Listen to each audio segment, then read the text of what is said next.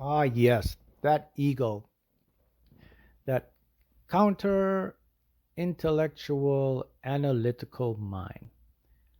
Something I've observed about the mind is this. When the mind decides something is right or the mind sees that this is the way, the mind will stay focused or it will have you indulge in the same process, even if it means something unhealthy. Yeah, your ego. Your ego likes to keep things in the normal pattern. It can only make commands or it can only predict from your past. Did you know that? That's right. So if you've never done something before, but you have an intention to do it, your mind will go back and look into its data banks and see if you've done it. If you haven't done it, I got some not so good news for you. You're going to meet a lot of resistance. You're going to meet a lot of how can we do it? I don't see how we can do it. That's all part of your ego, your intellect mind. Now, don't get me wrong. The ego serves a great purpose. It really wants to help us. It really wants to, keep you alive and protect you. But the thing is, it just got a really messed up program. They we've programmed the mind, our ego for lack, struggle.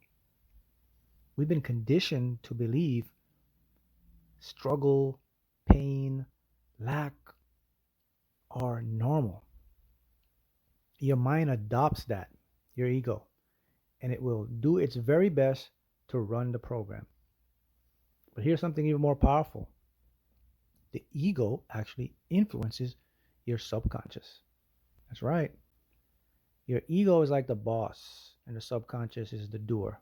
So the ego say, "Hey, go do this." Subconscious mind says, "Okay, done."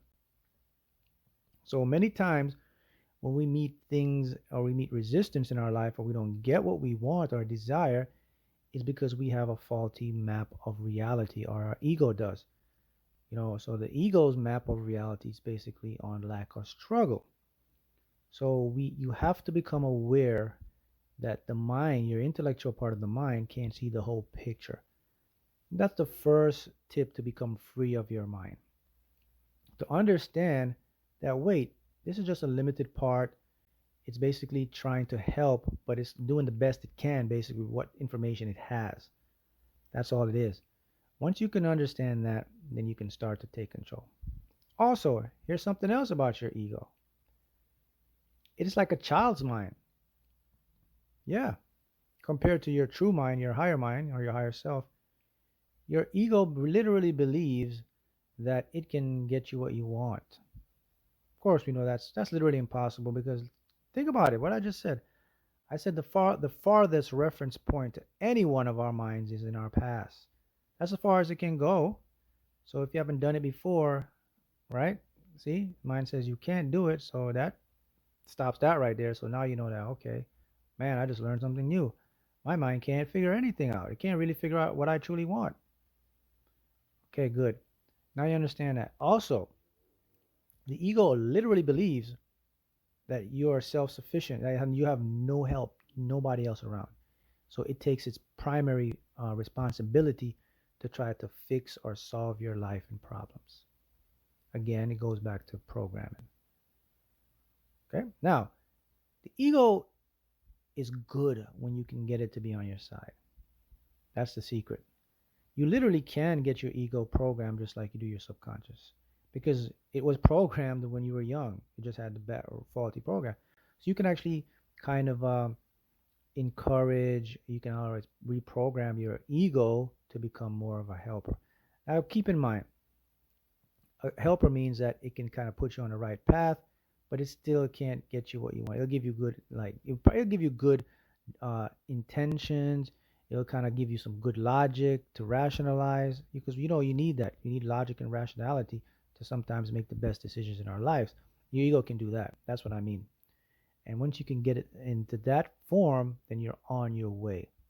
So how can you get your ego into that form? Well, you have to engage your ego intellectually, just how it engages you in the head. So you have to start to basically console your ego in a form of everything is okay. We don't have to figure it out all at once. We can figure it out as we go. That type of mentality. Once you adopt that type of mentality, you'll start to see a shift in your mind state. You will now start to be able to create more, and then you can take control of your life. So those are just some quick points that I want you to understand about your ego. And once you can become and build some awareness about this, you have more freedom now and more awareness to take control of your mind.